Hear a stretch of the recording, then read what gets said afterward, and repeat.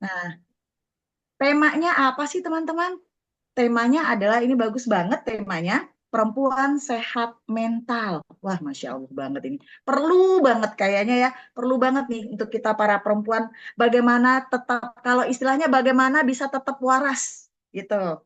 Nah, jadi Bu Asni akan bercerita, kalau saya lebih kepada bercerita, bukan menjelaskan bagaimana seorang perempuan sehat mental itu berkembang, produktif, dan berdampak positif. Kalau bahasanya vibrasinya positif, seperti itu ya. Eh, di sini sedikit saya jelaskan, saya cerita sedikit nih, apa arti mental yang sehat.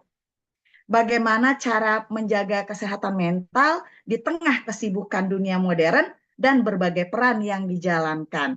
Ini semua akan diceritakan oleh seorang Bu Asni yang memang ahli di bidang ini. Oke, Bu Asni, boleh kita mulai? Bismillahirrahmanirrahim. Silakan Bu Asni. Baik, Assalamualaikum warahmatullahi wabarakatuh. Suara saya terdengar, Mbak? Waalaikumsalam. Terdengar ya? Kedengeran, Bu? Alhamdulillah terdengar Bu Asni. Oke, terima kasih. Kedengaran, Ci. Oke, eh, saya eh, alhamdulillah nih berkumpul beberapa teman-teman saya, Mbak Eka, dari beberapa dari yang dari kampus yang sama, kemudian Masya beberapa lagi kenalan atau teman-teman yang ada di Aceh dan di Allah. itu. Keren, keren, keren. Ya. Jadi bertemu orang ujung Sumatera kita nih ya. Oke, saya coba share. Hmm.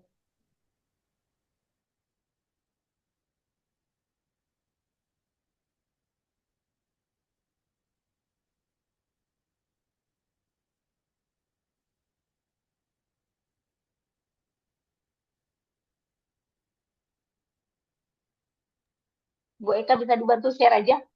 Coba saya buka ya.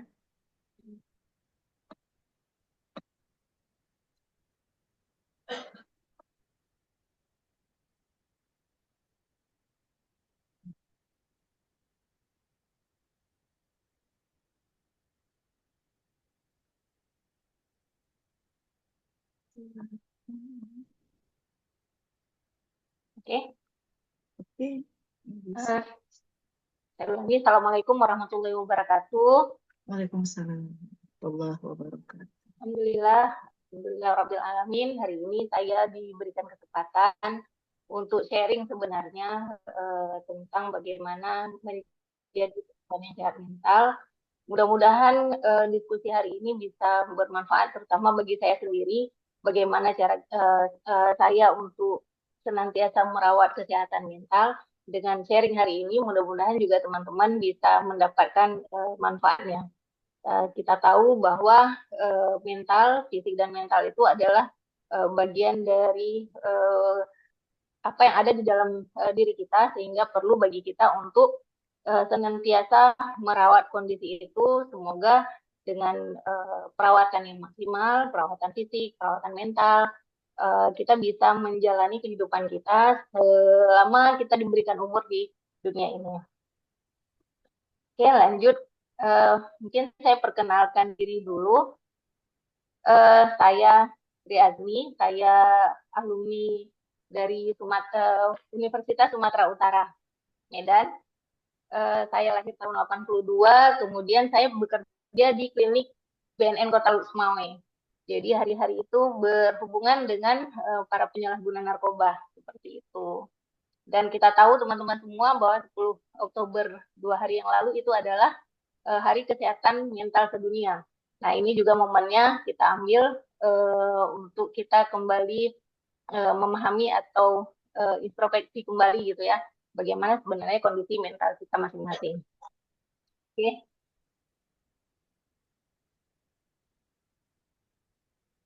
ya lanjut. Nah, saya akan Tunggu, mulai tunggu. dengan, Ibu, ini kita ke atas dulu mungkin. Ini?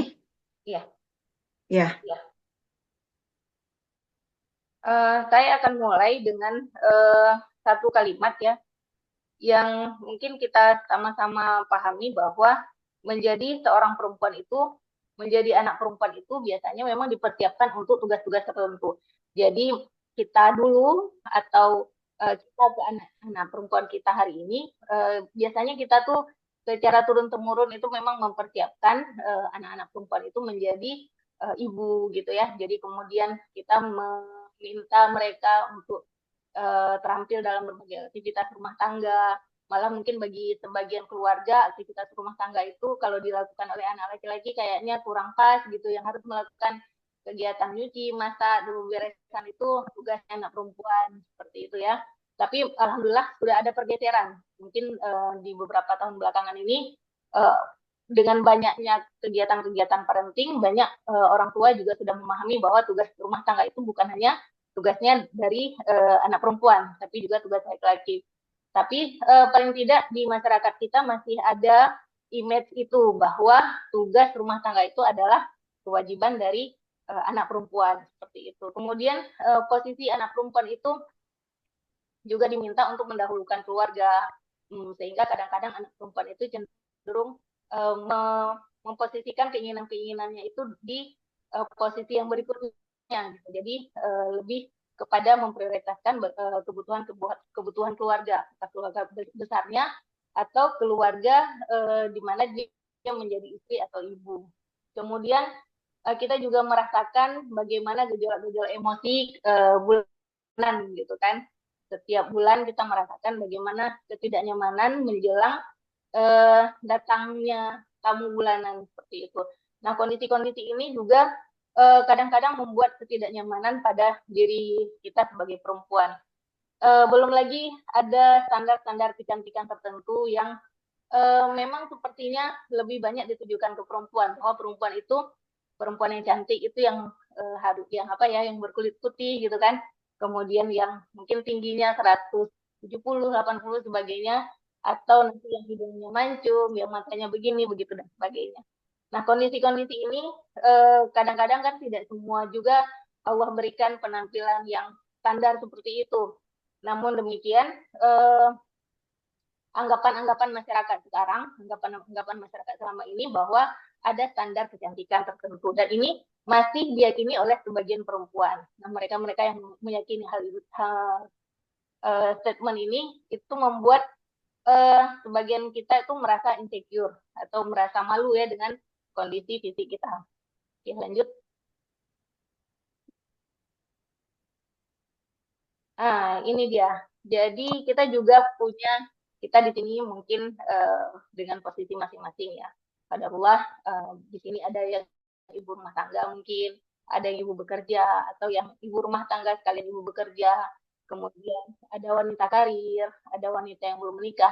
Nah, semua posisi-posisi ini ada sisi-sisi yang mengandung stigma negatif gitu. Bagi ibu rumah tangga kita lihat misalnya ada image bahwa ibu rumah tangga itu kan pemalas, hari-harinya berdaster gitu kan, santai di rumah, atau ibu rumah tangga itu apa ya, hanya modalnya itu cukup dengan dasteran saja, kemudian punya waktu luang, padahal mungkin kita ngerasain gimana rasanya kalau udah di rumah itu tugas-tugas itu akan berdatangan, atau kita bisa melihat bahwa selesai satu tugas sudah menunggu tugas yang lain dan begitu seterusnya.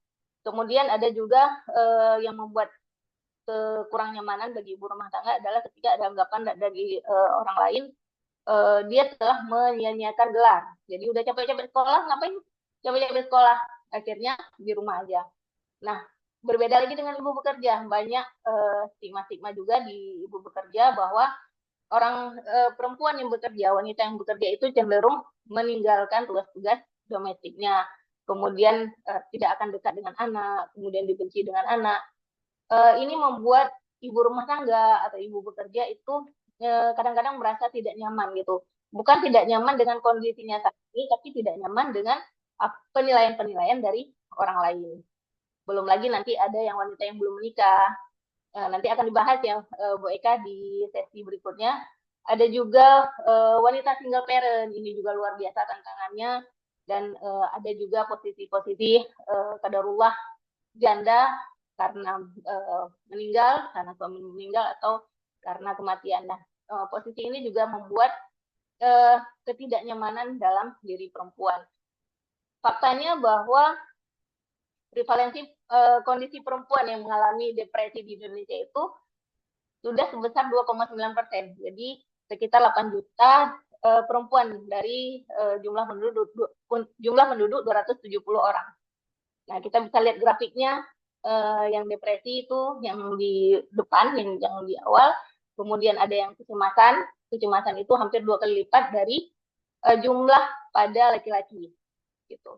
Kemudian pada gangguan makan, nah ini juga lebih tinggi di posisi perempuan. Dan trennya gangguan kesehatan ini meningkat terus tahun per tahun. Jadi tujuan kita untuk membahas masalah kesehatan mental hari ini, mungkin teman-teman tidak mendapatkan definisi apa itu depresi, apa itu kecemasan, tapi kita lebih membahas tentang bagaimana cara kita merawat kesehatan mental kita. Oke, lanjut.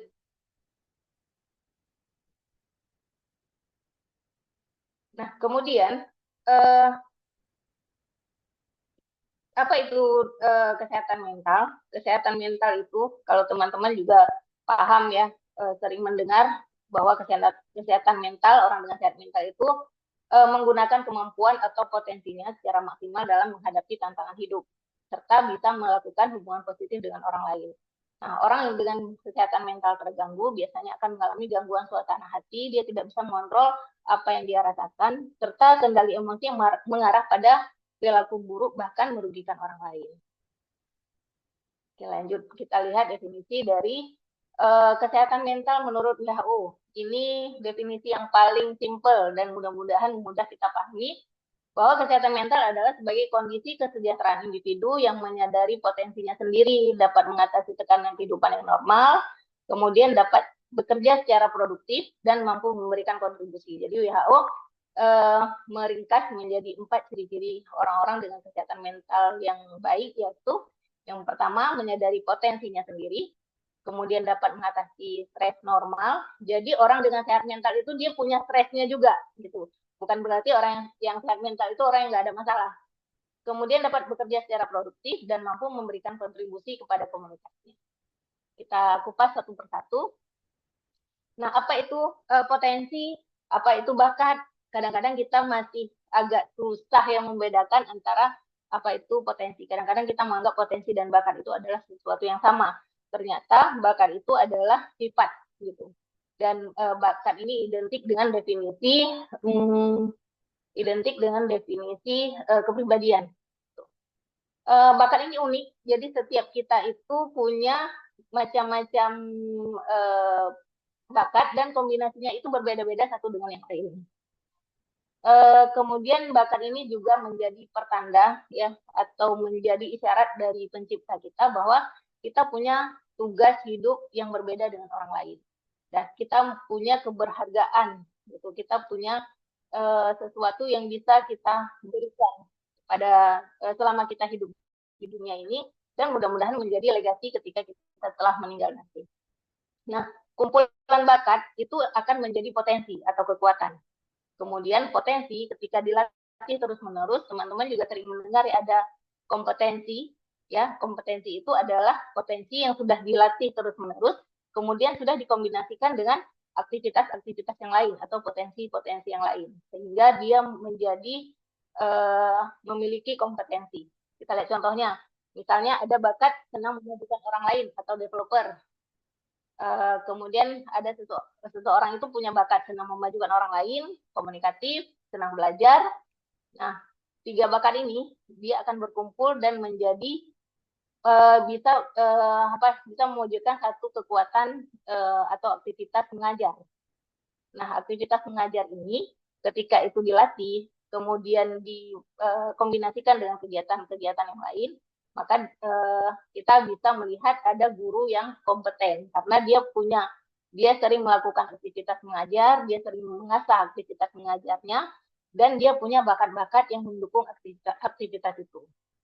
Seperti itu. Jadi bisa dibedakan ya, bakat itu adalah kumpulan dari sifat-sifat yang ada di dalam diri kita. Kemudian kumpulan itu, kombinasi-kombinasi kumpulan itu akan mewujudkan satu kekuatan atau potensi, dan potensi ini akan ketika dilatih terus-menerus akan membuat seseorang itu memiliki kompetensi. Oke, lanjut. Nah, bagaimana cara kita memahami bakat? Karena kalau misalnya kita melihat seseorang, kita kepingin mengidentifikasi, menggambarkan seseorang dengan melihat wajahnya, mungkin kita bisa bilang seseorang itu punya wajah bulat, hidung mancung, itu langsung nampak secara kasat mata. Nah, bagaimana dengan bakat? Bakat itu kan ada di dalam diri kita. Bakat itu nature ya, jadi di bawah sejak kita lahir. Ada perangkat-perangkatnya itu sudah ada sejak kita lahir, dan itu akan terwarnai dengan pengalaman dan pembelajaran seiring dengan bertambahnya waktu kita, seiring bertambah usia. Salah satu peneliti yang agak baru ya, nggak baru-baru kali, mungkin beberapa tahun yang lalu, ini mengidentifikasi ada 34 bakat yang ada di dalam diri semua manusia. Nama penelitinya Donald Clifton. Dia mempelajari bagaimana karakter-karakter manusia, sehingga dia bisa mengidentifikasi ternyata ada 34 bakat yang ada di dalam diri manusia. Dia melihat dari sekian ribu pekerja.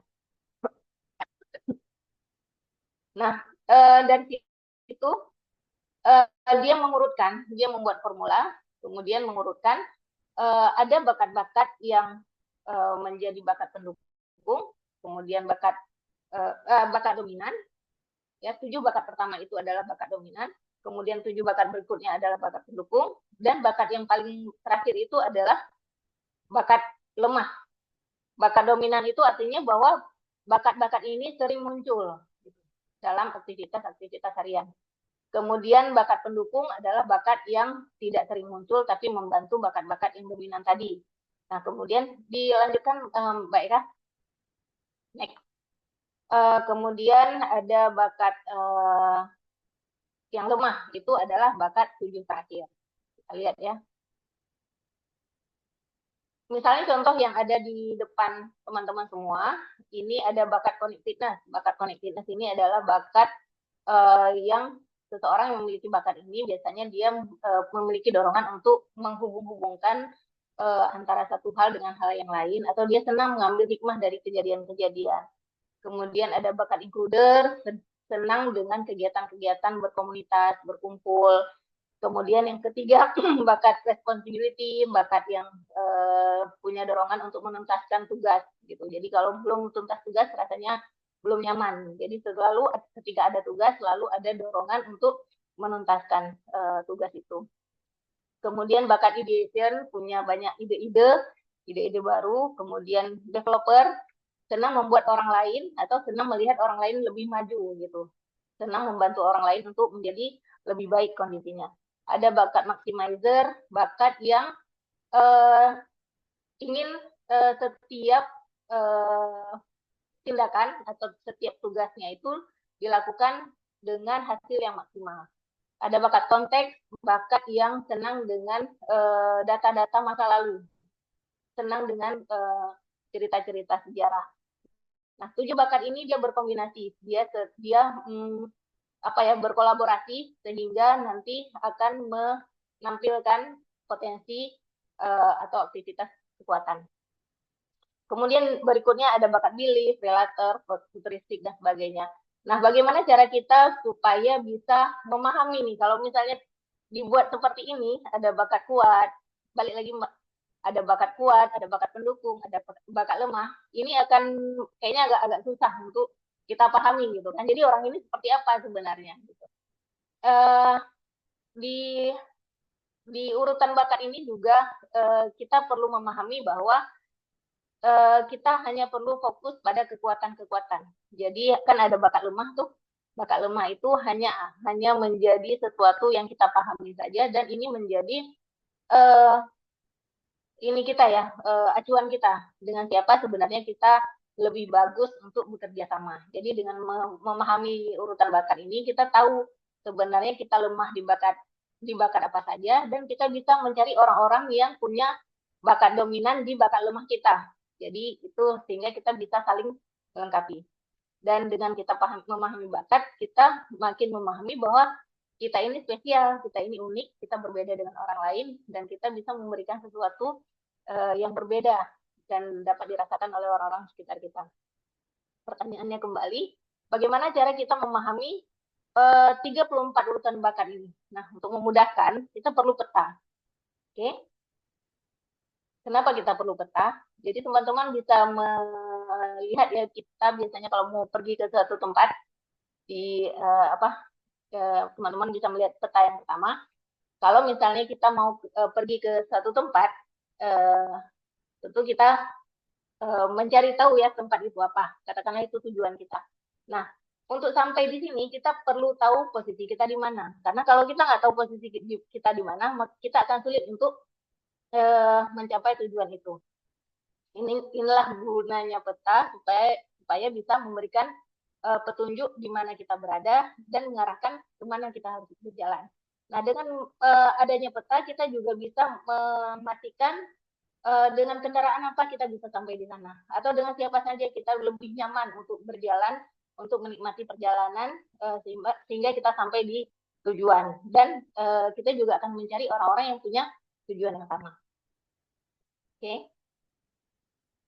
Nah, di talent mapping assessment, kalian nih kita perkenalkan tentang assessment talent mapping.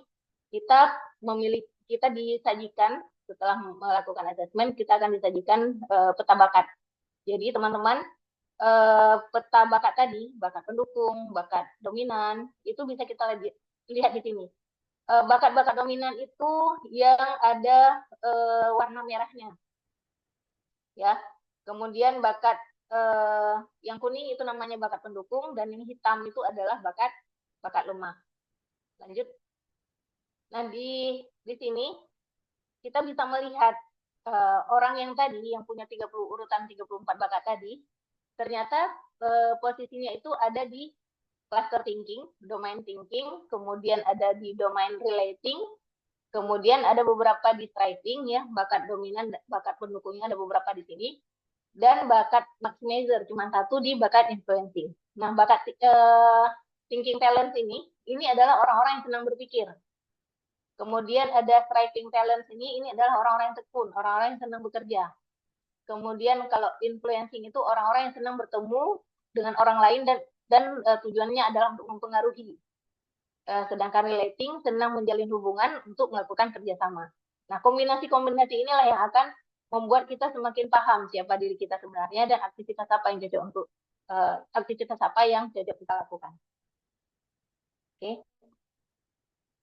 Nah, di sini disajikan juga dari kombinasi warna merah kuning di peta bakat itu, maka diurutkan ada 14 aktivitas atau potensi kekuatan yang bisa kita lakukan. Di sini kita bisa menilai diri kita sendiri. Apakah aktivitas ini sudah pernah kita lakukan dan kita memang senang dengan kegiatan itu, aktivitas itu, dan memberikan dampak gitu. Atau kita juga bisa melihat mungkin ada beberapa yang ternyata aktivitas ini sesuai dengan bakat kita tapi belum pernah kita lakukan.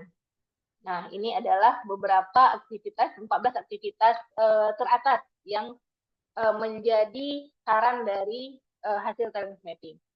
Nah, ini juga membingungkan ya, kadang-kadang membuat kita bingung nih, aktivitas relating itu cocoknya di peran-peran yang seperti apa. Kemudian di halaman berikutnya kita juga akan diberikan peta tentang kekuatan kita. Nah, di sini juga kita akan mudah memahami sebenarnya peran-peran apa nih nantinya yang akan cocok untuk kita. Di klaster mana biasanya kita lebih nyaman untuk melakukan aktivitas. Teman-teman bisa melihat juga di strength cluster map ini. Ini fokusnya di yang berwarna merah dan kuning. Jadi ini adalah kombinasi antara minat dan bakat. Yang merah, yang kolom dalam itu adalah aktivitas yang sesuai dengan bakat, gitu. Sesuai dengan urutan bakat kita tadi. Sedangkan kolom yang luarnya itu adalah pengakuan kita terhadap aktivitas yang kita sukai atau minat kita, aktivitas yang kita minati. kita bisa melihat perpaduannya. Jadi kita bisa melihat di mana aktivitas yang kita memiliki bakat di aktivitas itu, dan di mana aktivitas yang memang kita minati. Nah, di orang yang tadi, ya, yang memiliki 34 bakat tadi, ternyata dia lebih banyak melakukan aktivitas-aktivitas di cluster networking. Kita bisa lihat ya, ini ada gambar orang bertiga sedang berbicara atau bekerja sama. Nah, ternyata di orang yang tadi itu di sini banyak aktivitas yang sesuai dengan bakatnya, dan beberapa aktivitas itu memang dia minati. Misalnya mentoring, consulting, ini kan perpaduan antara bakat yang kuning, ya, bakat pendukung, dan aktivitas yang dia minati. Begitu juga di headman. Di headman dia lebih dia punya bakat di cooperating, tapi mungkin minatnya tidak terlalu tinggi di situ. Tapi dia punya bakat untuk melakukan cooperating kerjasama. Kemudian ada juga di wilayah GI. Nah, GI ini generating idea.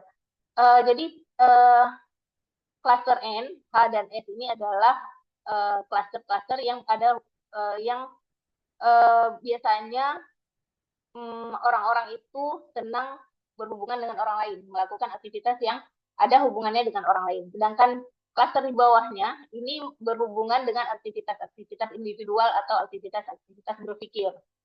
Nah, kalau kita lihat dari klaster ini, orang yang tadi yang memiliki 34 bakat tadi, kombinasi 34 tadi, maka kita bisa lihat dia lebih banyak aktivitasnya itu di wilayah networking, headman ada satu, dan beberapa di generating idea. Sebagiannya juga ada di serving, tapi lebih kepada bakat pendukung, ya, tidak terlalu dominan, tapi dia memiliki minat di aktivitas itu. Nah, dari peta ini dapat disimpulkan ada di strength psikologi ada 30 peran yang disarankan untuk yang bersangkutan. Dan urutannya kita bisa lihat di grafik di sampingnya. Grafik merah-merah ini yang mana yang paling tinggi. Nah, dari 30 peran ini direkomendasikan dari hasil penilaian talent mapping ini bahwa orang tersebut cocok untuk peran-peran kreator, ya, menciptakan sesuatu, ambasador, menjadi perwakilan kelompok atau organisasi, kemudian motivator, senang membuat orang lain itu menjadi lebih maju, senang memberikan semangat kepada orang lain, server, senang melayani orang lain, kemudian aktivitas atau peran-peran yang berhubungan dengan arranger, mengelola orang lain, gitu. Nah, kenapa kita harus tahu, kenapa kita harus paham bakat yang ada di dalam diri kita, potensi kekuatan yang ada di dalam diri kita, supaya kita makin mengenal diri kita sendiri dan memahami kekuatan yang kita punya. Kemudian dengan mengetahui bakat juga akan memungkinkan kita bisa mentransfer kekuatan dalam aktivitas-aktivitas produktif. Dan ini bisa memberikan manfaat kepada orang lain. Dan yang lebih penting lagi, kita bisa memilih dengan siapa kita bisa bekerja sama. Oke. Teman-teman juga tidak perlu terburu-buru ya. Mungkin dari penjelasan saya tadi kayaknya bagi yang punya anak kecil gitu ya, kayaknya nih kepingin tahu bakatnya apa gitu. Sebenarnya talent mapping disarankan untuk yang berusia 15 tahun ke atas. Kenapa? Karena di usia 15 tahun ke atas itu diprediksi sudah pernah punya banyak pengalaman dan banyak aktivitas. Nah, bagi anak-anak yang kecil itu sebenarnya kita lebih butuhnya mereka kita berikan wawasan yang banyak, kemudian kegiatan yang beragam, dan dengan wawasan yang banyak, kegiatan yang beragam, dia akan memiliki gagasan-gagasan. Nah, dengan tahapan-tahapan ini telah dilalui, maka dia akan mudah mengenali dirinya sendiri ketika dia melakukan penilaian terhadap dirinya sendiri, misalnya dengan talent mapping tadi, maka dia akan memberikan penilaian yang valid, yang sesuai dengan apa yang dia rasakan, apa yang dia pikirkan, dan kesenangan apa, perilaku apa yang senang dia lakukan. Oke.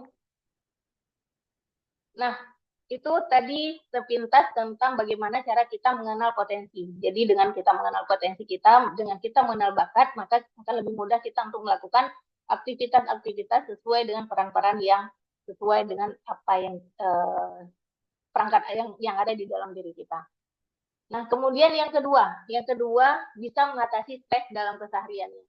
Teman-teman, saya, Bu Eka, kawan-kawan yang lain pasti punya masalah. Gitu. Nah, masalah itu, stres itu sebenarnya punya efek positif untuk kita.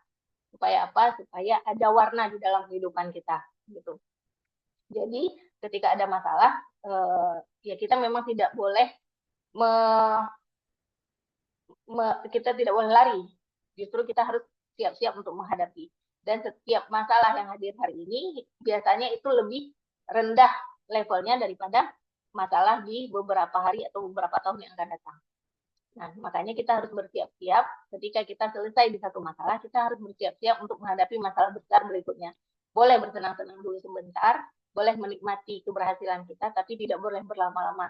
Karena kita harus bersiap-siap lagi untuk menghadapi masalah-masalah yang lebih besar berikutnya. Dan ini yang akan membuat kita menjadi semakin dewasa, semakin bijaksana, dan semakin bisa berbagi ya kepada orang lain. Ternyata mental itu berkaitan dengan emosi. Nah, di sini sebenarnya kunci kesehatan mental. Di otak kita itu kan kita punya banyak neuron-neuron ya, dan neuron-neuron itu kan mulai tumbuhnya itu, mulai berkembangnya itu bahkan sejak masih janin, seperti itu. Dan luar biasanya, satu neuron itu cara kerjanya seperti satu komputer tercanggih di masanya, Insya Allah. Jadi itu baru satu neuron gitu. Bagaimana dengan berapa neuron yang ada di dalam otak kita? Luar biasa ciptaan Allah. Oke. Kita itu setiap hari akan menghadapi, akan kontak ya dengan stimulus-stimulus yang ada di sekitar kita. Stimulus-stimulus itu misalnya yang berhubungan dengan apa yang kita lihat, apa yang kita rasa, apa yang kita dengar. Nah, apapun yang ada di sekitar kita itu akan ditangkap oleh indera-indera yang ada di dalam tubuh kita, kemudian diteruskan ke otak, gitu kan? Nah, dari otak nanti akan dianalisa, kemudian otak akan memerintahkan anggota tubuh kita untuk merespon. Nah, masalahnya adalah apakah semua stimulus yang ada di sekitar kita itu boleh masuk ke dalam otak kita? Maka itu bagian dari tugas kita untuk mengontrol pikiran kita. Kita tidak bisa mengontrol kondisi eksternal, misalnya. Kita tidak bisa mengontrol hari ini terlalu panas, seperti itu. Tapi yang bisa kita kontrol adalah pikiran kita, respon kita. Sehingga ketika ada kondisi-kondisi yang tidak nyaman, kita bisa memilih untuk menggerutu, misalnya, atau kita bisa memilih untuk mencari aktivitas sesuai dengan kondisi kita hari itu. Atau misalnya ketika ada teman-teman, ada satu dua orang teman kita yang senang melakukan atau senang berbicara kata-kata yang kasar, kata-kata yang tidak bermanfaat, seperti itu. Kita mau keluar dari ruangan itu nggak bisa, karena misalnya kita memang bekerja di situ. Nah, apa yang harus kita lakukan? Kita harus mengontrol kata-kata itu tidak boleh masuk terlalu lama di dalam otak kita. Kenapa? Karena setiap neuron, setiap apa yang kita terima, kemudian diteruskan ke otak, maka otak itu akan mengalirkan, akan memberitahukan ke seluruh tubuh kita. Jadi kalau kita sering berpikiran negatif, maka tangan, kaki, cara kita bicara, cara kita berjalan, itu juga akan berimbas.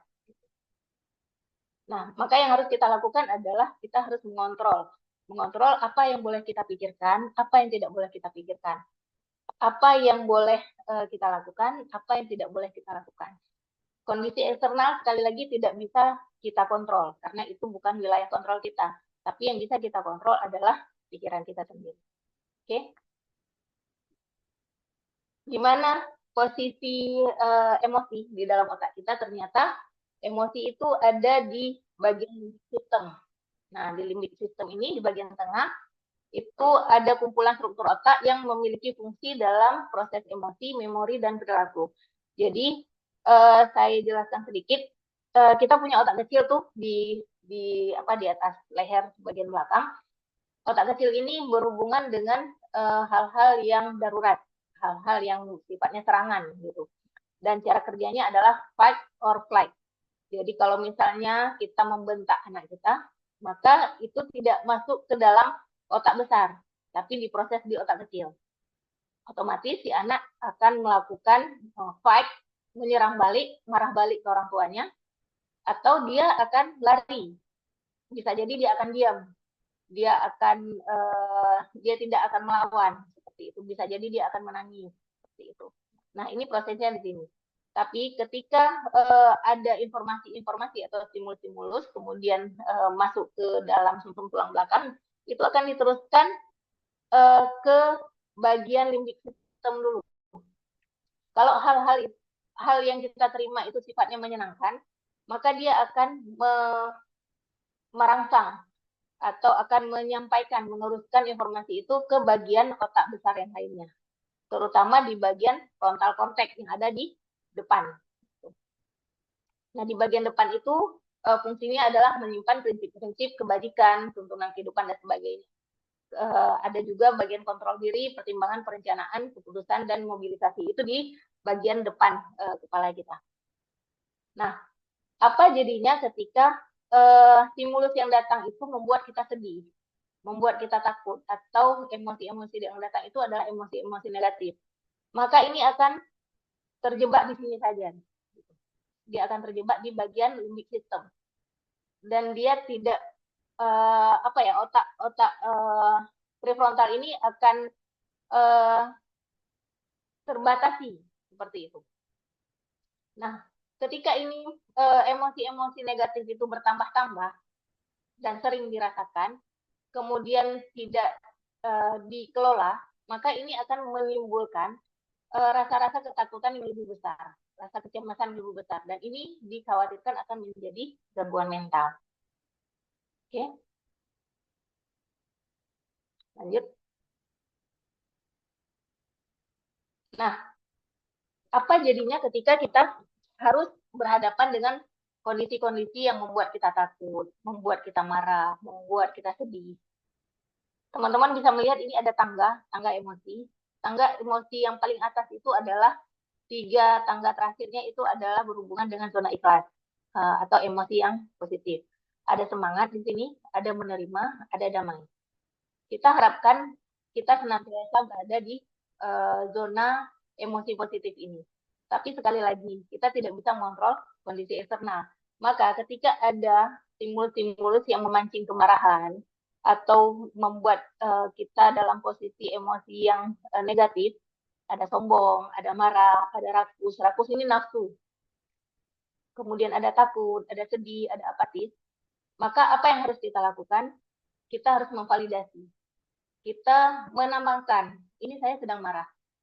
Saya kesal karena anak saya pulang terlambat. Gitu. Saya marah karena barang saya diambil tanpa meminta izin. Jadi dinamakan apa yang kita rasa. Lanjut, Mbak Eka. Nah, kemudian yang kedua adalah kita pastikan bahwa kita tidak boleh berlama-lama di energi yang negatif ini. Kenapa? Kalau kita berlama-lama di sini, maka dia akan levelnya itu lama-lama akan menurun. Seperti itu.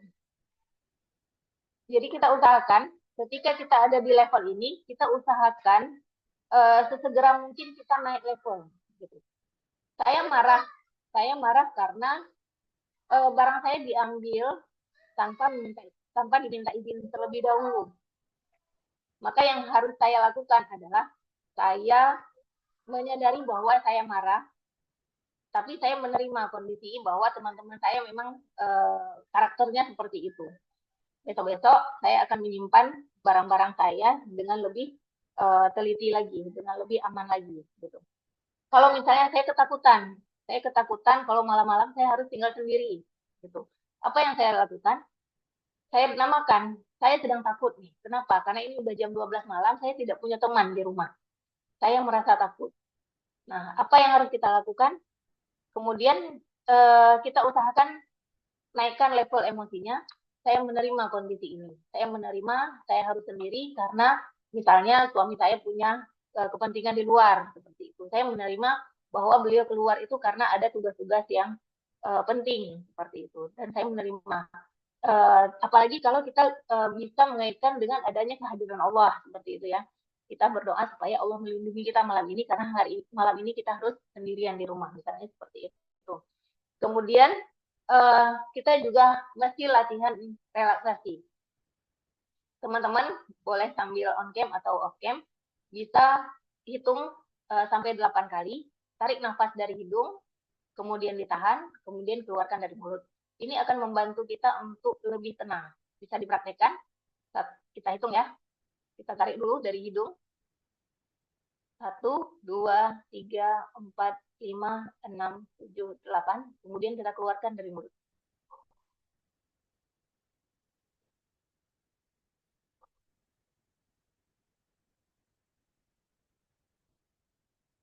Lakukan beberapa kali sampai teman-teman merasa lebih tenang. Dan lebih bagus lagi ketika kita melakukan relaksasi itu sambil istighfar, sambil berpikir. Ini juga akan membantu kita menjadi lebih tenang. Jadi sekali lagi ini adalah tips yang paling penting saya rasa di bagian presentasi hari ini. Bagaimana kita bisa mengalihkan emosi-emosi negatif ke emosi-emosi yang lebih tinggi, emosi-emosi ke zona ikhlas. Dan emosi yang paling tinggi itu adalah emosi yang damai. Teman-teman mungkin tahu ya ayat ya ayyuhan nafsul mutmainnah gitu ya. Kita harapkan kita ada di level itu, senantiasa ada di level itu, sehingga ketika suatu saat kita harus menghadap Allah, mudah-mudahan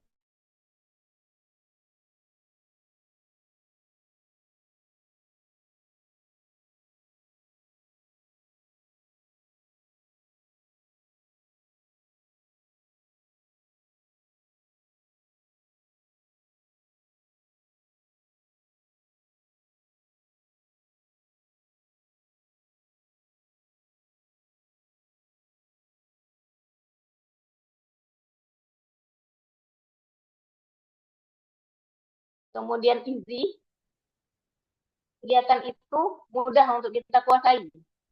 Kadang-kadang ini sulit dikuasai oleh orang lain, tapi bagi kita menjadi mudah, lebih mudah. Kemudian excellent, tanpa banyak usaha, banyak effort, kita bisa tampil lebih unggul dibandingkan dengan orang lain. Dan kita betah melakukan aktivitas itu lebih lama. Bahkan mungkin kita betah melakukan aktivitas itu sampai seumur hidup kita seperti itu. Nah, kembali lagi untuk dapat melakukan aktivitas dengan 4E ini, maka kita harus mengembangkan kekuatan dan memahami bakat-bakat dominan kita. Seperti itu. Itu produktif ya, artinya kita bisa melakukan kegiatan yang sama di waktu yang lebih lama. Seperti itu. Dan bermanfaat bagi orang lain. Bermanfaat untuk diri kita dan bermanfaat untuk orang lain.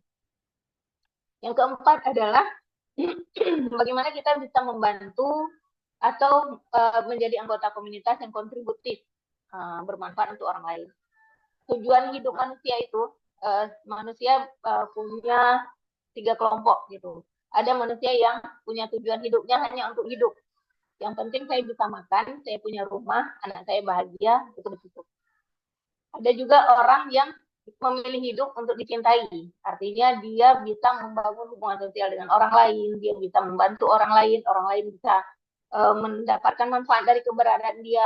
Itu adalah tujuan hidup to love. Dan level yang paling tinggi adalah to living a legacy. Bagaimana kita meninggalkan warisan-warisan atas apa yang kita punya, ilmu kita kah, hasil kerja kita kah, atau apapun yang bisa kita tinggalkan, sehingga ketika kita tidak lagi di dunia ini, orang-orang masih merasakan manfaat dari keberadaan kita. Mudah-mudahan kita semua sudah memikirkan apa legasi yang bisa kita tinggalkan ketika kita tidak lagi berada di dunia ini. Insya Allah. Wah, jadi sekali lagi di kesempatan ini kita tidak membahas masalah gangguan-gangguan mental. Kita harapkan kondisi kita hari ini, kondisi kita yang sehat mental hari ini, atau mungkin teman-teman yang punya beberapa masalah, tapi masih bisa melakukan aktivitas rutin, tidak perlu melakukan self-diagnose gitu ya. Kadang-kadang karena membaca, karena scrolling, karena melihat percakapan teman-teman, jadi lebih apa ya, terbiasa untuk iya kayaknya saya bipolar nih, kayaknya saya depresi gitu, seperti itu. Justru kondisi seperti itu membuat kita tidak tidak bisa merawat kesehatan mental kita menjadi lebih bagus. Oke. Ya, saya kembalikan ke Mbak Eka. Iya. Terima kasih Bu Sri. Oh, Masya Allah ini ya. Luar biasa ininya. Tentang sehat mentalnya, tentang mengetahui potensi diri gitu ya. Dan memang nih Bu Sri, yang terakhir saya sedikit mau komentarin. Memang kalau sekarang itu sebagian orang itu sering mengatakan mau healing gitu. Padahal healing itu kan pengobatan gitu ya. Atau misalnya saya stres nih gitu. Saya stres, kayaknya apa ya ini saya sudah di ambang batas itu. Itu memang terkadang ada penilaian terhadap diri sendiri kalau saya katakan seperti itu, Bu Sri. Padahal biasa-biasa aja gitu ya. Tapi sudah mulai galau, sudah mulai merasa depresi gitu. Nah, makanya saya mendapatkan informasi terkini, Gen Z adalah generasi yang sangat senang ke psikolog. Jadi psikolog itu laku di Gen Z. Kenapa? Mereka mudah merasa depresi, mudah merasa privasinya terganggu. Nah, itu termasuk anak saya sih. Ini jangan sampai kakak ini ya stres ya Bu gitu. Semudah itu loh mengatakan stres. Padahal bisa jadi mungkin ini kenapa nih saya punya masalah gitu. Jangan secara cepat mengatakan dalam kondisi stres atau depresi. Begitu kan Bu Sri?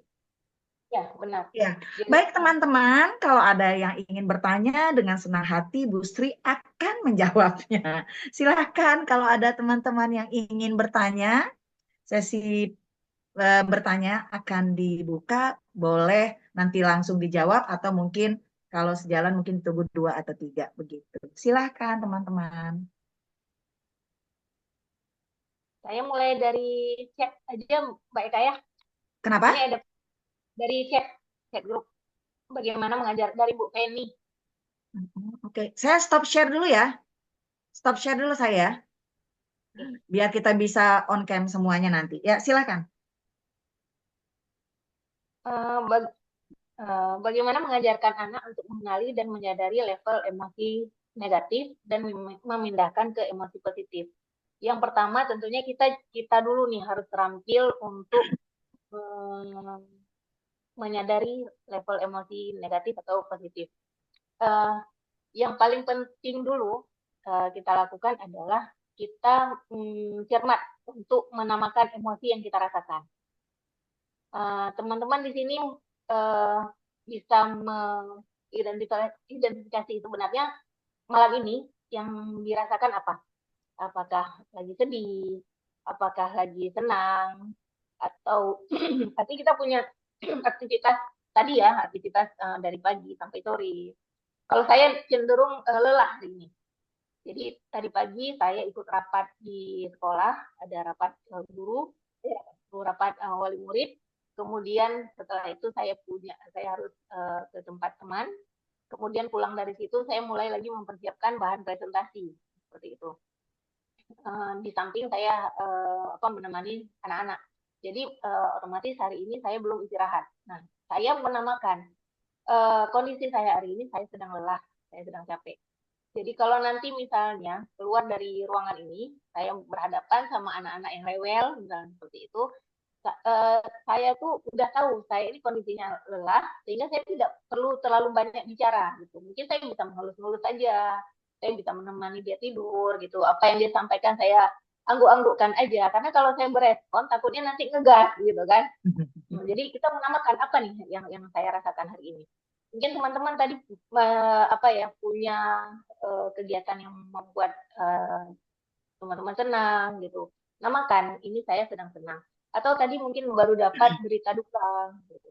Eh, Namakan saya sedang sedih karena tetangga saya baru meninggal.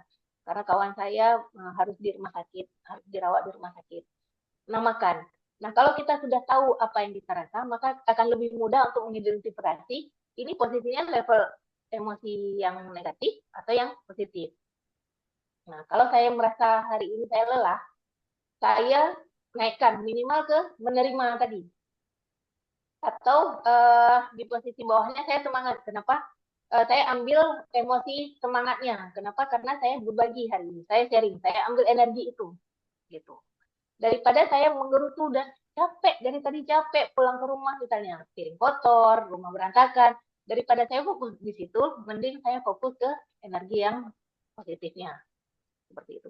Jadi dimulai dulu dari orang tuanya, kita-kita nih yang dewasa-dewasa, kita mengidentifikasi apa yang kita rasakan. Kalau kita sudah mulai terbiasa, maka akan lebih mudah untuk mengajarkan kepada anak-anak atau kepada teman-teman kita. Gitu, Bu Feni. Dari Nadila nih, kalau Ya. sebagai orang dewasa tidak terbiasa kenal rasa, karena terbiasa dilarang merasa. Jadi tidak familiar dengan emosi yang dirasakan namanya apa. Itu bagaimana identifikasinya, Bu Sri? Memang pengasuhan atau parenting kita di orang-orang timur ini ya, mungkin belum banyak yang mengajarkan anak-anak kita tentang emosi. Gitu. Bagian emosi mungkin masih menjadi hal-hal yang kurang familiar gitu. Contohnya gini, kalau misalnya ada anak kecil nangis, dia terjatuh, maka respon orang-orang di sekitarnya apa?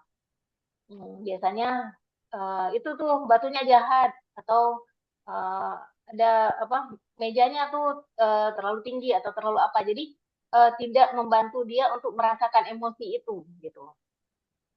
Atau misalnya ketika anak kita lagi nangis, yang ditunjuk langsung itu ada burung, ada bunga-bunga, atau ada teman lagi main, seperti itu. Jadi tidak membahas apa yang dirasa. Tuh. Sehingga orang-orang dewasa ini tumbuh dengan kondisi dia tidak paham dengan apa itu emosi. Berapa banyak emosi yang kita punya. Saya malah mendengar emosi yang kita punya itu sampai ratusan Bu, kita. Gitu. Kita udah kenal berapa emosi nih sampai seumur ini. Jadi ada emosi kagum, ketika kagum apa yang harus kita lakukan. Ada emosi sedih, ketika sedih kita harus seperti apa. Ketika sedih kita baiknya seperti apa. Ya, validasi dulu. Saya merasa sedih. Kemudian saya merasa sedih karena saya begini, begini, begini. Nah, kemudian naikkan levelnya. Uh, Kalau misalnya kita punya masalah, kita berkutat dengan masalah itu, maka biasanya solusi itu nggak akan muncul. Tapi ketika kita punya masalah, kemudian kita keluar dari masalah itu untuk melihat ke dalam, biasanya itu lebih mudah untuk mendapatkan solusi. Gitu. Jadi misalnya, contoh, ketika saya bertengkar nih dengan saudara saya misalnya, saya bertengkar karena apa ya, misalnya katakanlah warisan gitu ya. Ada dua orang adik kakak bertengkar karena warisan. Nah, bagaimana cara mereka bisa menyelesaikan masalah itu? Maka sebaiknya minimal salah satu atau dua-duanya itu keluar dulu dari masalah itu. Apa yang direbutkan? Apa yang diributkan dan apa yang direbutkan? Kenapa si adik meminta warisan A? Apa alasannya? Kenapa si kakak mau warisan B? Apa alasannya? Jadi kalau kita berada di luar masalah, maka akan lebih mudah untuk melihat ke dalam. Berbeda dengan ketika kita berada di dalam, pokoknya saya maunya ini. Terserah kamu mau apa. Saya maunya yang ini. Itu akan membuat susah untuk mendapatkan solusi. Contoh lain apalagi yang misalnya anak kita merasa nggak nyaman dengan pilihan kuliahnya gitu. Udah kuliah, udah beberapa waktu, beberapa semester, kemudian memilih, kemudian mengatakan bahwa dia nggak nyaman. Maka kita ajak dia untuk keluar dulu. Kita sebagai orang tua mengajak dia untuk keluar dari masalah itu. Kemudian kita lihat ke dalam. Kamu seorang anak, misalnya anak nomor 1 atau anak nomor 2 yang sedang kuliah, dengan kondisi orang tua yang misalnya keterbatasan pembiayaan. Kemudian kamu minta pindah atau keluar dari kuliah itu. Apa yang akan apa manfaat dari keputusan itu? Apa kerugiannya? Apa manfaat untuk kamu? Apa manfaat untuk orang tua kamu? Jadi itu yang dipertanyakan. Gitu. Jadi eh, apapun kondisi kita, apapun masalah kita, ketika ada masalah, maka keluarlah dulu dari masalah itu, lihatlah ke dalam. Itu akan memudahkan kita untuk mendapatkan solusi. Jadi kembali lagi tadi dari Mbak Nadila, bagaimana kalau orang dewasa tidak terbiasa kenal rasa? Ya, jawabannya dibiasakan mulai saat ini. Gitu. Dan mempelajari sebenarnya ada beberapa macam emosi dan apa yang harus kita lakukan. Apapun emosi yang kita rasakan itu halal, itu boleh. Kita boleh sedih. Jadi kalau anak laki-laki menangis itu boleh, jangan ditahan, jangan disampaikan nggak boleh nangis, kamu laki-laki. Gitu. Atau kamu nggak boleh nangis, kamu udah besar. Perempuan nangis misalnya, kamu nggak boleh nangis. Itu usahakan tidak dilakukan. Gitu. Jadi divalidasi aja, diakui aja. Kamu nangis karena kamu eh, ditinggal, kamu nangis, kamu sedih karena kamu begini. Jadi disampaikan, diidentifikasi gitu. Jadi dengan kita banyak kenal emosi, itu akan memudahkan kita untuk mengidentifikasi dan berpindah dari emosi negatif ke emosi yang lebih positif. Eh, Kasus yang pernah ditangani terkait masalah Gen Z yang dapat diselesaikan dengan menggunakan asesmen talent mapping. Kalau kasus yang selesainya belum, tapi lagi berjalan nih, agak ini ya. Jadi kasusnya dia tuh punya, saya lupa bakat-bakat dominannya, yang intinya dia tuh daya juangnya tinggi, ya, seorang perempuan, anak nomor satu apa nomor dua saya lupa. Kemudian dia punya daya juang yang luar biasa.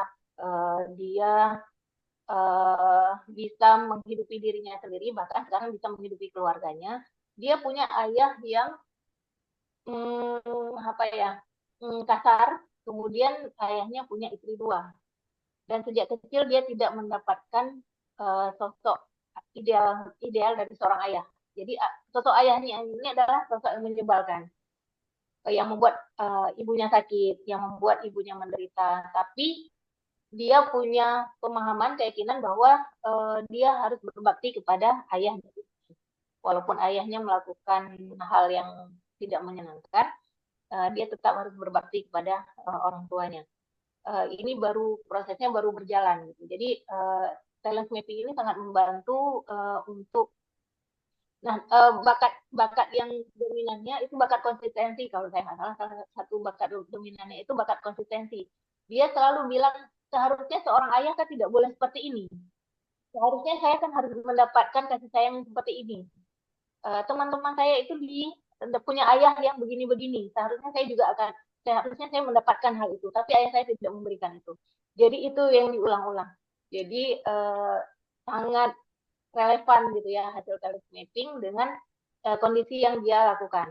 Nah, saya membantu dia untuk melihat di mana kekuatan dia, peran-peran apa yang dia bisa dilakukan, diasah gitu ya, peran-peran yang bisa kita sarankan untuk dia fokus di situ, kemudian mendorong dia tetap berbakti kepada orang tuanya, dan saya bantu dengan terapi memaafkan. Gitu, bahwa memaafkan itu tidak mesti harus orang lain yang melakukan kesalahan minta maaf ke kita baru kita maafkan, nggak mesti gitu.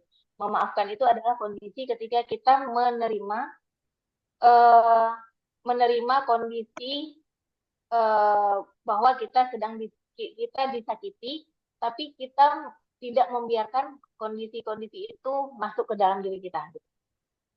Jadi dengan kondisi ayahnya yang tidak yang tidak ideal itu, saya akan mencoba dia untuk memaafkan ayahnya walaupun ayahnya tidak minta maaf, gitu.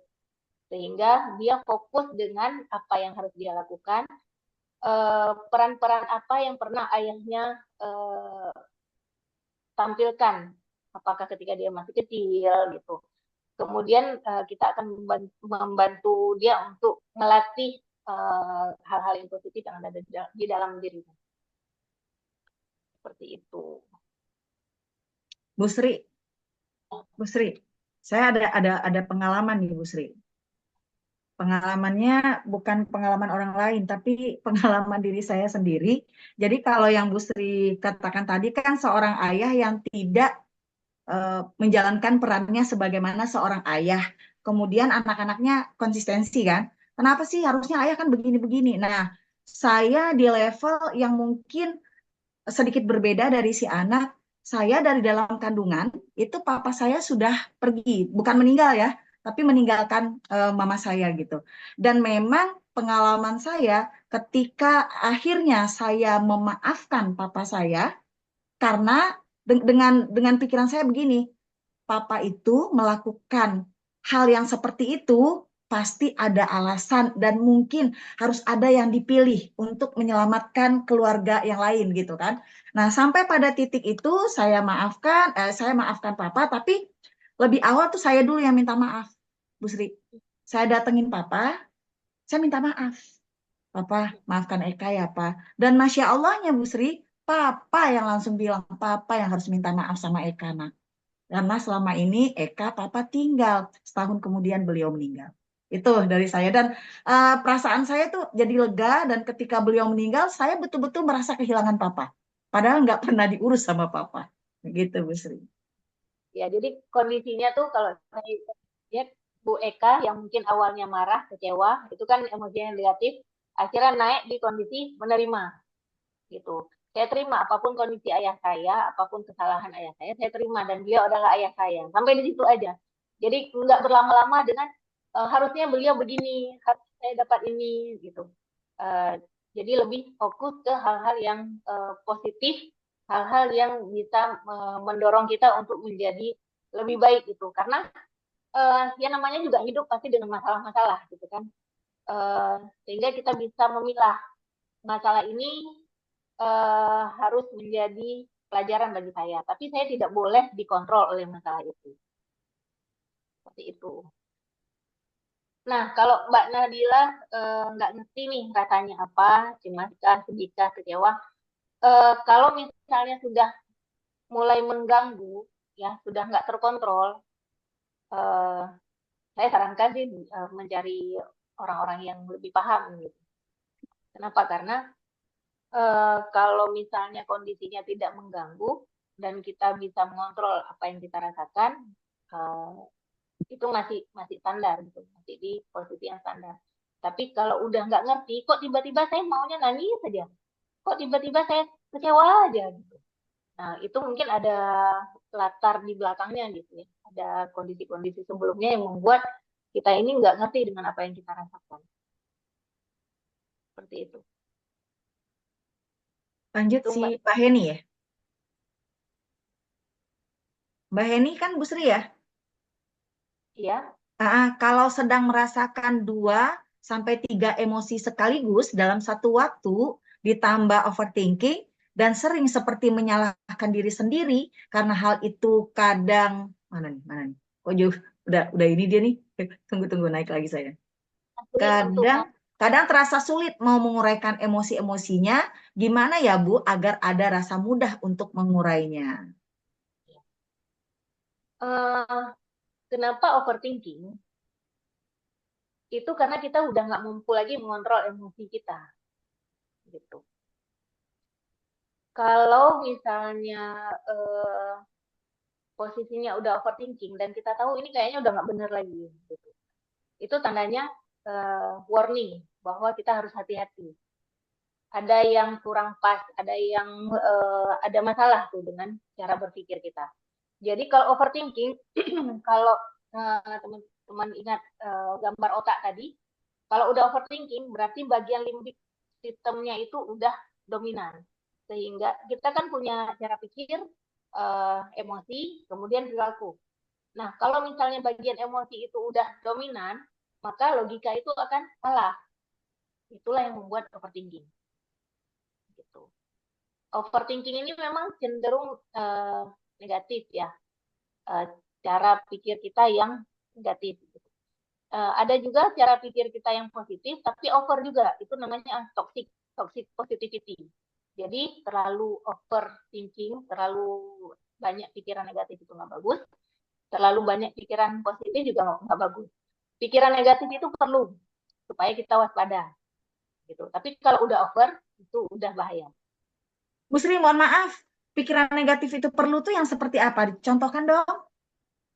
Misalnya saya takut anak saya keluar malam. Saya khawatir.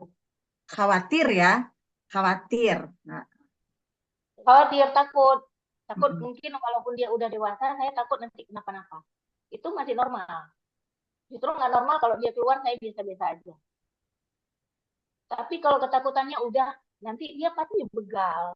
Nanti dia pasti jumpa sama kawan-kawan yang jahat gitu, yang ngajak dia narkoba kah, yang ngajak dia bebas kah, seperti itu. Itu udah curiga. Misalnya yang udah berlebihan ya. Kadang-kadang mungkin ada sebagian orang tua yang membatasi itu nggak boleh sama dia karena mama takut nanti dia begini-begini gitu. Kalau nggak ada buktinya itu udah overthinking. Gitu. Jadi pikiran positif itu perlu, pikiran negatif itu perlu, tapi harus proporsional.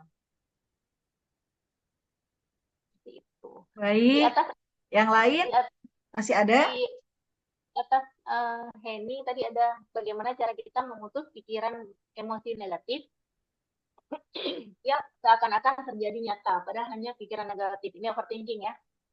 Terkadang terbawa pikiran negatif saat kondisimu lagi nggak baik-baik saja, misalnya lagi kesel, pasti tuh pikiran emosi negatif mulai bermunculan, bahkan kejadian masa lalu. Nah, tips simpelnya tuh, uh, teman-teman bisa melis pikiran negatifnya apa. Saya khawatir anak saya keluar malam.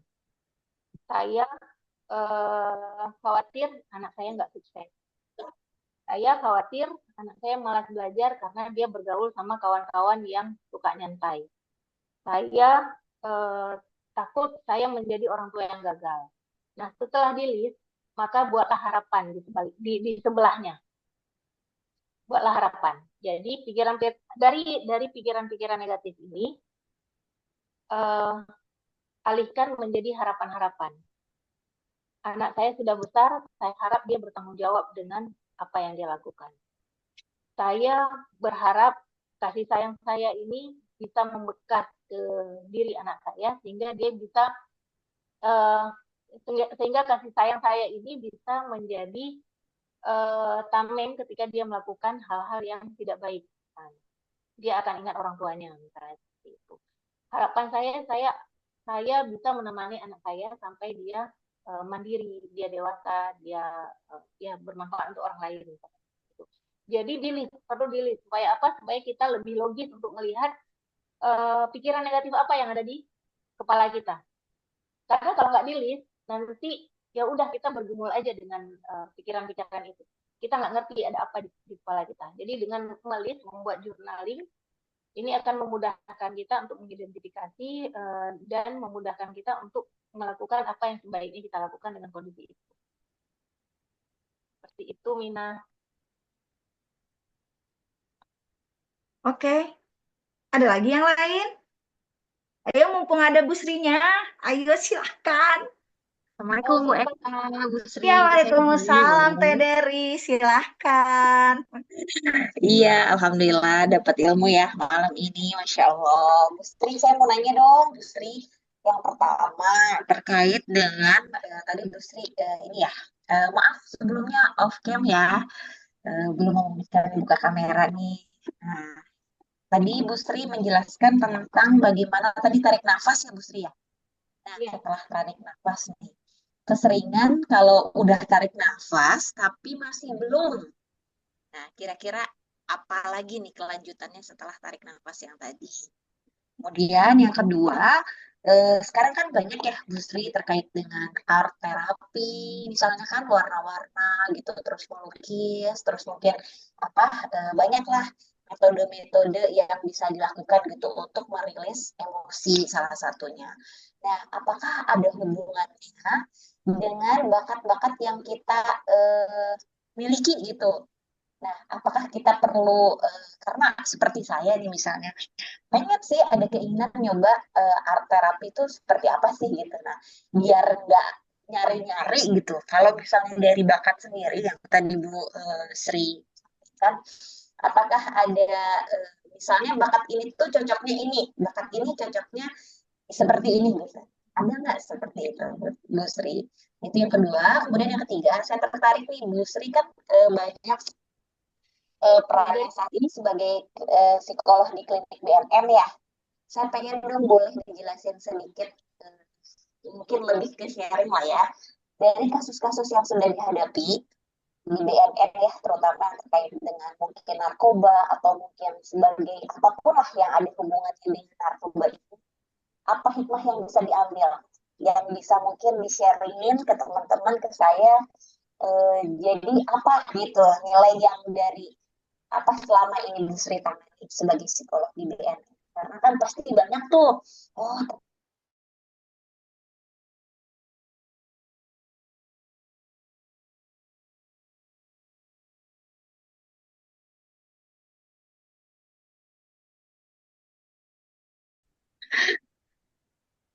Bu Eka, mana tahu dari teman-teman juga bisa menambahkan yang tanggapan saya atau respon saya Oh atau dari iya, tapi yang psikolog Bu Sri aja, yang lain nggak psikolog deh kayaknya.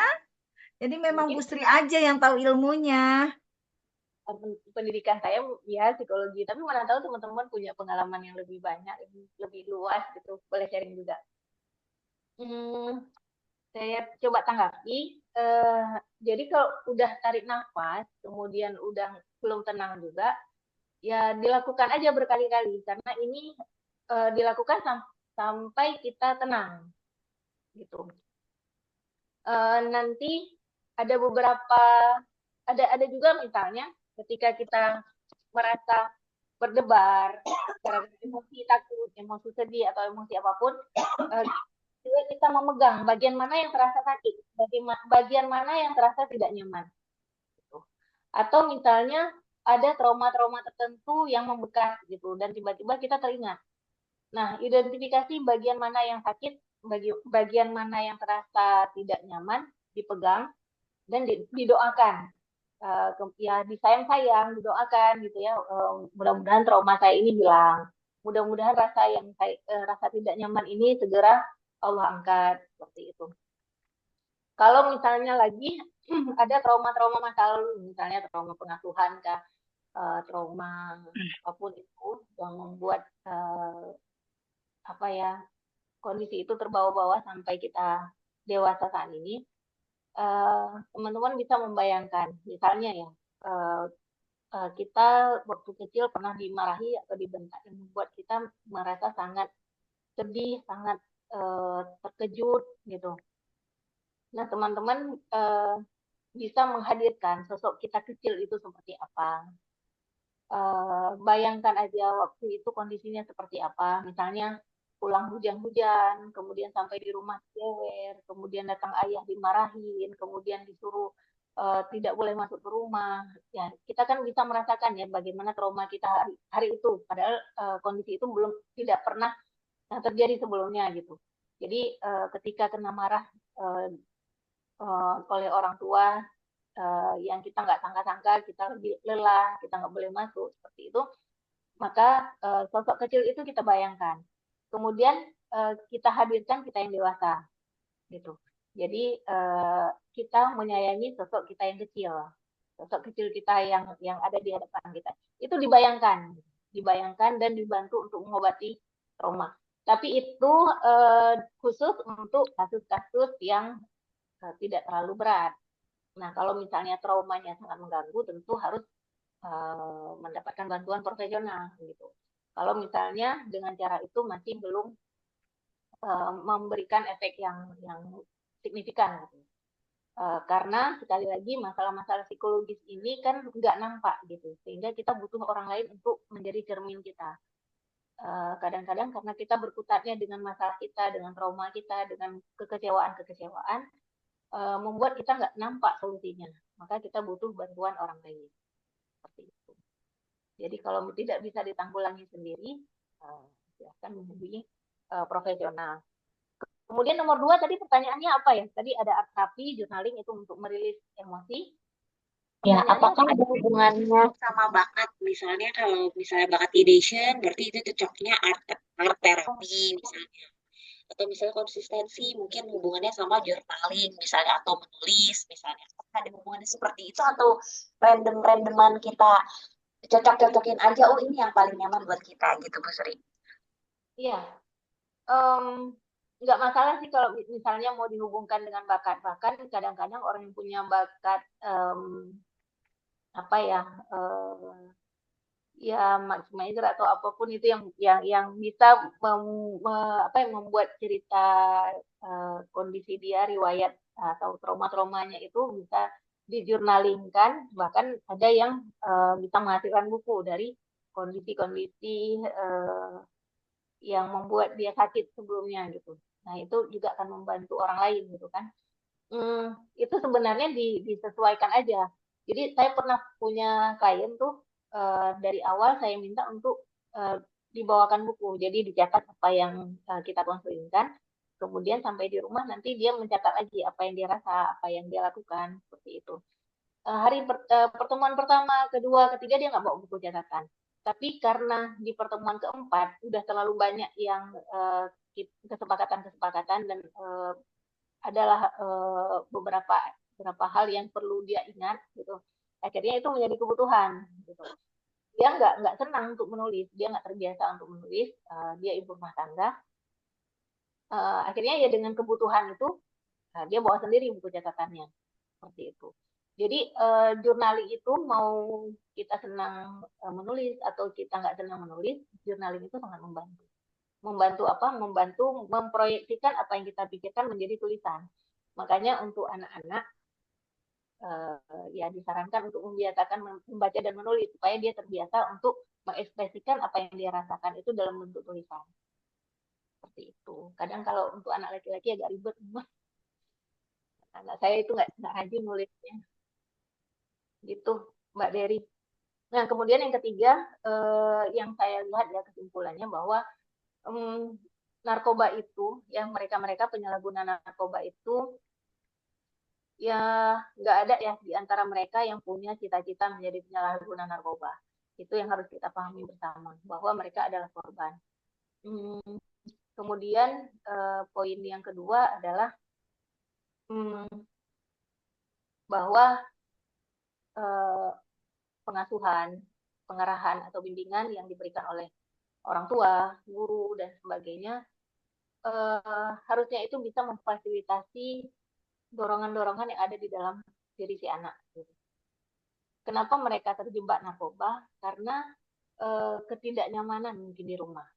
Karena ada kekecewaan atau ada bahkan ada satu kasus itu ketika ditanyakan kenapa kamu pakai narkoba. Saya setiap pulang ke rumah, orang tua saya selalu bilang, kamu pakai kan? Kamu main sama dia, main sama si A, si B, si C. Pasti kamu pakai. Enggak, Mang. Saya enggak pakai. Saya cuma main. Saya cuma berteman. Besok, lusa, setiap hari. Kalau pulang ke rumah, pasti emaknya akan bilang, pasti kamu pakai. Kamu pakai kan? Makanya kamu pulang malam. Kamu pakai kan? Seperti itu. Nah, jadi alasan dia pakai kenapa? Karena setiap dia pulang sekolah, setiap dia pulang ke rumah, orang tuanya selalu bilang, ya dia pakai. Daripada saya nggak pakai, saya dibilang pakai, mending saya pakai sekalian. Jadi ketika ditanya sama mama, iya memang saya pakai. Kayak gitu. Kan sangat disayangkan. Sangat disayangkan kondisi seperti itu. Jadi anak-anak kita, apalagi yang remaja, butuh ketenangan, kedamaian di rumah, kenyamanan di rumah. Tapi itu tidak dia dapatkan. Kenapa? Karena bisa jadi pemahaman orang tua tentang bagaimana gejolak-gejolak masa remaja atau harapan-harapan orang tua terhadap anak yang sepertinya tidak membuka pintu bagi kesalahan-kesalahan atau bagi pilihan-pilihan anak sehingga membuat anak tidak nyaman di rumah gitu. Jadi ketika dia mendapatkan kenyamanan di luar, penghargaan di luar, pujian-pujian di luar dari kelompok-kelompok yang mengajak dia ke arah yang negatif, ya itu lebih mudah untuk diterima seperti itu. Dan biasanya narkoba ini, penyalahguna narkoba itu lebih mudah kenanya ke mereka-mereka yang tidak dibiasakan untuk merasakan emosinya dan menolak apa yang diminta oleh orang lain. Jadi dari kecil itu mungkin terbiasa dengan patuh, tidak tidak terbiasa untuk menyangkal, apa ya, menyampaikan apa yang dia inginkan seperti itu. Jadi ya udah dia dia iya iya aja. Jadi anak-anak baik itu banyak jadi korban narkoba. Anak-anak yang baik di rumah, ketika di luar dia menjadi susah untuk menolak karena nggak enakan sama teman-temannya. Gitu Teh Dery. Mudah-mudahan jadi pelajaran untuk kita semua. Amin. Makasih banyak Bu Sri. Baik teman-teman, ini sekarang sudah pukul 21:02. Apakah masih ada yang bertanya? Kalau tidak ada yang bertanya, bagaimana Bu Sri?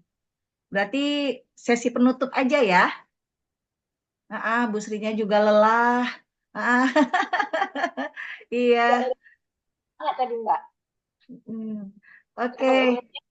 Kalau begitu saya share sebentar ya untuk sesi berikutnya. Silahkan teman-teman jika ingin mengikuti sesi berikutnya pada tanggal besok ya, besok jam 10 sampai jam 12 itu ada, Masya Allah suhu kita nih, Bapak Darmansyah ya, aktualisasi dan deteksi bakat secara holistik. Dan ini berkesesuaian dengan apa yang telah dijelaskan oleh Bu Sri di awal-awal tadi ya Bu. Jadi untuk teman-teman yang ingin ikut sesi berikutnya, silakan mendaftar masih di link pendaftaran yang sama yang ada di grup untuk besok. Begitu saja teman-teman, dan jangan lupa nanti mengisi sesi feedback-nya. Baik, kalau tidak ada kita tutup Bu Sri atau bagaimana?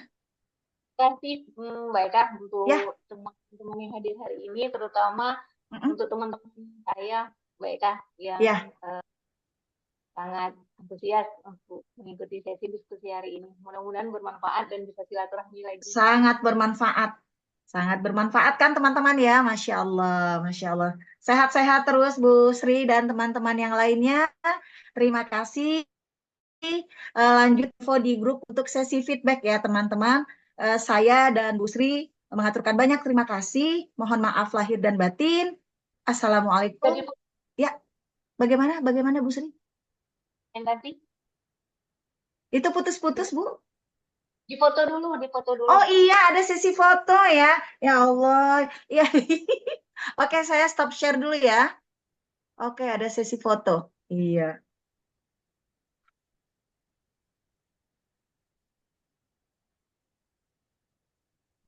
Airin.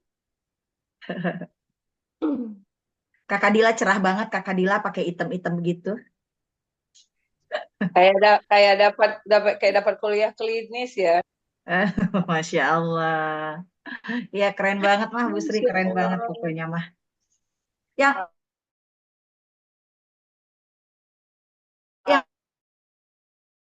Kakak Dila ya yang diri. Aku putus-putus kayaknya, boleh langsung aja Bu Eka, silakan.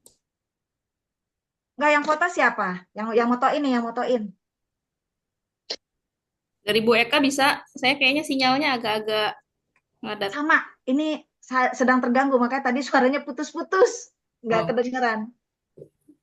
Oke, coba ya, kita coba foto 1, 2, 3. Sekali lagi deh. 1, 2, 3.